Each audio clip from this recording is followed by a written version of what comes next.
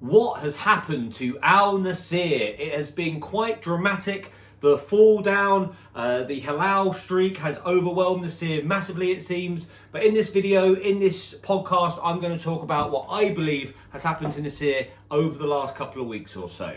So for a bit of a backdrop, for those who are just getting into the Saudi Pro League, Al Hilal, the other team in Riyadh, have been absolutely dominating the league. They are on a 26-game winning streak. But there was only 7 points between Cristiano Ronaldo's Al Nassr and Hilal. And 7 points, look, it's manageable. You can drop 2 games worth of points and suddenly you're right back in contention. But in the last 3 games, Nassr have played in the Champions League once, they played in the league twice. It started against Hazam, where they drew 4-4. They went 1-0 up, 1-1, 2-0 up, 2-2, 3-0 up, 3-3, 4-0 up in the 91st minute. And then they conceded a 4th to make it 4-4 in the 98th minute against bottom of the league Hazam. Going into the Champions League, they played the United Arab Emirates side Al Hayyin, and it was 1-0. And I must admit, when I saw the Al Hayyin goal, I thought to myself, that is a worrying goal to concede. It was only a 1-0 defeat away from home. They're not out of the Champions League by any stretch of the imagination. But the goal, there was no pressure on the ball. The players were running back a lot slower than they were running forward. And it just looked like a team that maybe, dare I say it, wasn't trying. But like I say, it was only a 1-0 defeat. Your eyes can deceive you sometimes. But tonight, they have played again and they have lost 3-1 against a team at home that they should be beating. This is where question marks need to be raised. And I think I'm going to look at 3 reasons why Al Nassr have dropped so hard in the last few games or so. Number one is after Shabab, their last victory where they won 3-2, a last minute goal to get the points again away at Shabab, which was a very good victory and put pressure on Hilal. The reason why I think maybe there might be an impact here is that Cristiano Ronaldo did a quite a rude gesture, something that's not really allowed in the Kingdom of Arabia, to the crowd after they were chanting Messi at him. He then got a 2-match ban. The reason why this may be impacting the Saudi Arabia big club that is Al Nassr is the fact that maybe Ronaldo has down tools a little bit. I don't think he would have taken too kindly to get in trouble for that. Or maybe did he disrespect the other players in his team? I don't know. I'm just thinking out loudly. But there's been such a dramatic decline since that moment. Is it linked? Cristiano Ronaldo is a wonderful footballer. In my opinion, he's the greatest player of all time. I actually prefer him over Messi.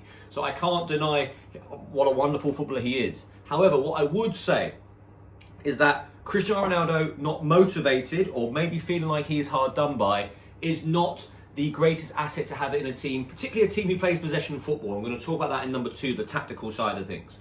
But I just wonder if Ronaldo down in tools slightly, does that impact the rest of the team? And we know that he can be quite polarising in squads. It's happened at Juventus, it's happened at Manchester United. He can be quite a polarising figure. And has that lowered the players' efforts by 5 to 10%? And that collectively, over the course of the outfield players of 10, is a big drop-off. And that goal against Al Hayyin, like I said, looked like a team who wasn't trying quite as hard. Number 2. There's defensive issues in this squad, okay? They haven't really, other than Laporte, invested in the squad. I know they've got Alex Telles at left back. I think Sultan Al Qaim is a great player. He's been injured more recently at right back. The centre-back issue next to Laporte, they've tried different players there. That has always been an issue. And I do wonder whether Luis Castro's defensive side of things, he wants to play possession-based football, almost quite slow possession-based football. That is always going to leave you on the counter-attack against the lesser sides. And if you're not passing the ball with intensity, if you're not tracking back yourself, think about that as a combination. So you're vulnerable to the counter-attack if you lose the ball. You're not passing with intensity. You're not running back as quickly. That is where goals come from. 4 against Hazam, 3 tonight. And I just wonder, could that be something tactically that needs to be looked at? I know Luis Castro is going to play, he wants to play. But also, if you haven't got Cristiano Ronaldo necessarily closing down from the front, not running back quickly on the counter-attack, you can see where goals can be leaked. And I think the quality at the back is something that has to be addressed in the summer by Al Nassr. I think they're linked with Rafael Varane. I think they will be utilising that at the forefront. People talking about Mo Salah, Lukaku, these kinds of players going to the Saudi Pro League. For me, even like a Kevin De Bruyne, for me, they need to be investing in that back line because there seems to be issues there. And the third point, and this can't be underestimated, Hilal have been absolutely fantastic this season. Forget the 26 game winning streak. They are not conceding hardly any goals. They've conceded 9 so far this season. They have no Neymar in the squad, but it doesn't really matter because Salem Al-Jazari has been so good on that left flank. When Mitrovic is injured, it doesn't seem to matter. That midfield pivot of Ruben Neves and Milinkovic-Savic has been absolutely awesome this season. Koulibaly looks like the player that they bought from Napoli rather than the player they bought from Chelsea. His form has been superb. Bunu in goal, probably the best goalkeeper in the league. Abdullah Hamid at right back, superb. It's a really strong effort from Hilal this season, and there can be, and this is probably the most acceptable reason behind, maybe Ronaldo not being quite Ronaldo, and maybe not defensively the efforts not tracking back. It's just Hilal have just been too much, and Nassr find themselves in a position where they're quite comfortable in second. I don't think they're going to finish third. But the only thing that goes against that is that performance against Al Hayy. Now, I think the second leg will tell a true story because it's basically all they've got to left to play for, Nassr. And if they do not overcome Hayy, which I think they will, but if they don't, it could be an argument they're just saying, I'm throwing in the towel because Hilal have just got too much for us. Now, look, that doesn't mean that Hilal are going to always have too much for their Riyadh Derby friends. Friends, I don't know where I got that from. But it's something just to be aware of, that maybe going into the summer, there needs to be a revamp. I think maybe a new manager.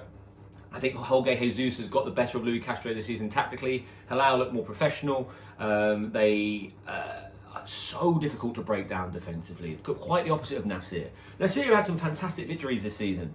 But I look at, they beat Etihad 5-2 away from home. That's a great win. Ronaldo hat-trick. Still conceding 2 goals though, They do concede, they do leak goals throughout the season. Laporte's a wonderful defender, but he can't do it all by himself. I sometimes look at him and think he is trying to do it all by himself, and that's where he overforces it. He got sent off in the Champions League in midweek.